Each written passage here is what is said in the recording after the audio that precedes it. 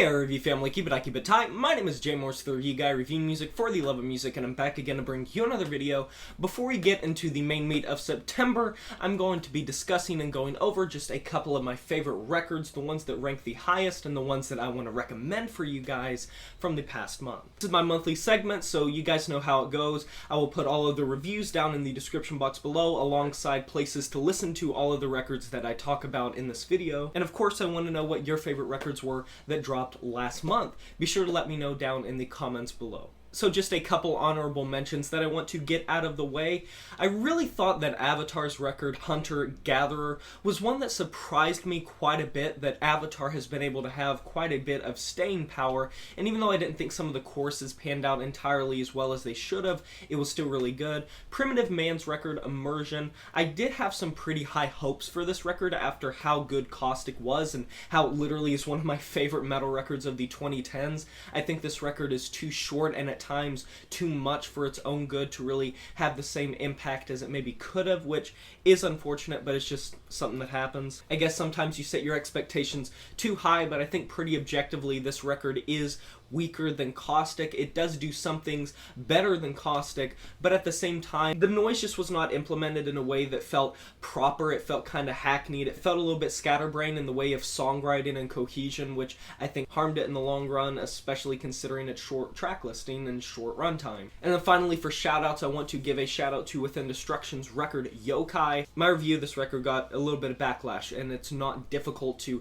figure out why. This record's so different, and I wasn't afraid to really touch on just how different it is. Depending on how you like Within Destruction and how you take to the whole anime and Japanese culture theme that they were going for, that whole aesthetic, it's gonna really dictate how you enjoy this record, not to mention the problematic lyrics that were brought to my attention afterwards that I had heard and registered but hadn't really registered in the same way that other people were, and with repeated comments of people saying and pointing out the interpretation that maybe this was about these certain really kind of touchy subjects, I went back and I was like, wow, that is probably true. Still slamming, still enjoyable. It's the type of brutal slamming deathcore that is so over the top and mechanical. It's like they took their production to the next level. I still very much prefer Deathwish and just generally their older material, but it's still worth checking out if you want just kind of an over-the-top slam metal record with a very unique concept.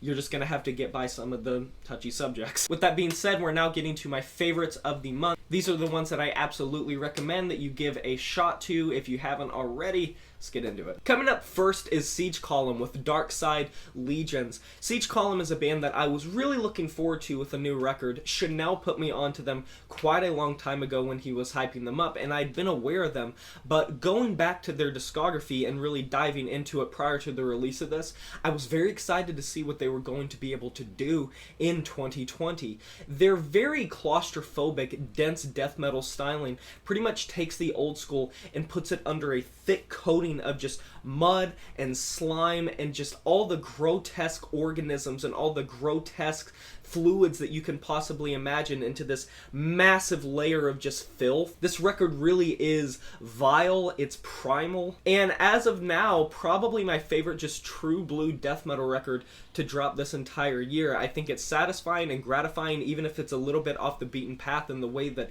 they play their style of death metal. It's one of those things that if you enjoy it, you're really going to get a lot out of it, so just go into it with an open mind. Keeping it going with some underground releases that I enjoyed, This Is Endless with Formations of a World Below. This record in many ways blew me away. If Siege Column isn't my favorite true blue death metal record of the year, then this is. Luckily, we've had quite a few really great death metal releases specifically recently that I've been digging a lot after a little bit of silence where there weren't a ton of releases that were really blowing me away. But This Is Endless really deserves more credibility. I think they deserve more plays. I think they deserve to be checked out. This is such a great combination of death metal, black metal, thrash metal. The drums sound like gunshots. Imagine kind of like Anona Thrak plays drum work. some really, really good production, and pretty much like I said in that review, they shoulder the old school while still taking it into the new school with a healthy dose of technicality, kind of bridging the gap between the two. This record's really worth your time if you haven't heard about it or if you didn't see my review or whatever. It is just pummeling and unique and thrilling all the way through. Next up, Cytotoxin with Nuklearth. This is a record that is so much fun and a great tech death record. They're from Germany, and Germany is no stranger to some great metal, and especially tech death and death metal, but this is just unique. They play self-proclaimed Chernobyl metal, and all of their topics have to deal with nuclear radiation, radiation in general, the Chernobyl disaster, and just a variety of other dystopian themes. And if you look at their press images of like the outfits that they wear, and if you look at the song titles, the lyrics, the everything, the cover art, it can all seem like a gimmick, but once you kind of lift that veil, Cytotoxin really is doing a great job of being pretty kick-ass. This was kind of my first blind viewing of this band, and going back, I think that this is their best record up until this point, but it does worry me in the future how they're going to build upon this, because their records do sort of blend in together, but it really is just a smashing tech death record with a ton of life in it, a lot of organic riffs, a lot of organic drum playing, some great vocals. Sometimes wish the vocals would have been a little bit more dynamic. That was one gripe that I had with it, but otherwise, Cytotoxin really does do great on this record. Next up, Nug with Alter Ego.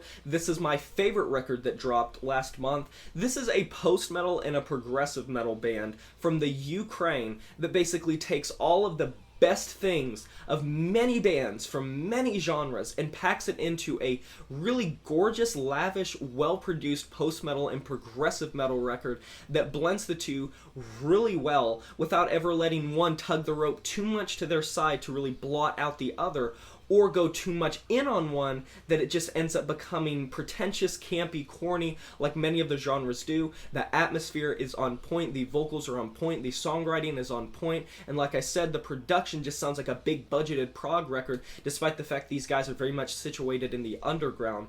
And for this being their debut studio length, it really excites me to see what they do in the future. This seems like a well-defined, well-fleshed out band that's been at this for a while, and yet no, they're very new on the scene. And I want to shout out the Ulver record, Flowers of Evil, one of my most recent reviews and one that a lot of people are really digging into. This record is fantastic.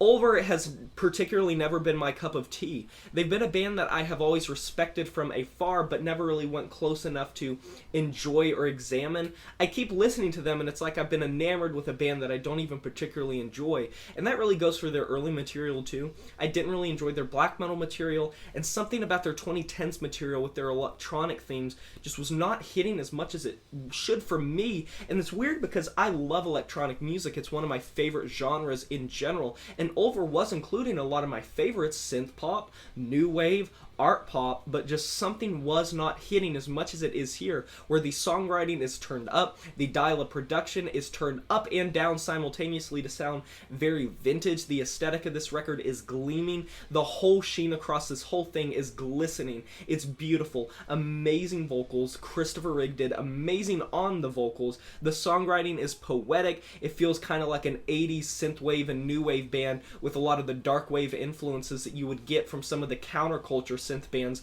of the 1980s. And if you're a fan of synth pop or new wave from the 1980s and you want that very vintage feel without feeling too over the top or too boring, they do a great job of stringing together cohesive songs on this record, and it really is a great kind of think outside the box Ulver record that incorporates all of the influences that they have been playing around with for years now, just the best they have done it up until this point in my personal opinion. But yeah, what were your favorite records from the past month? I would love to know. Be sure to let me know in the comment section below. Like this video if you enjoyed it, subscribe to join the review family today, and smash that notification bell to be notified of my future uploads. You know who it is, my name is J Morris, the Review Guy, and I'm signing off saying farewell.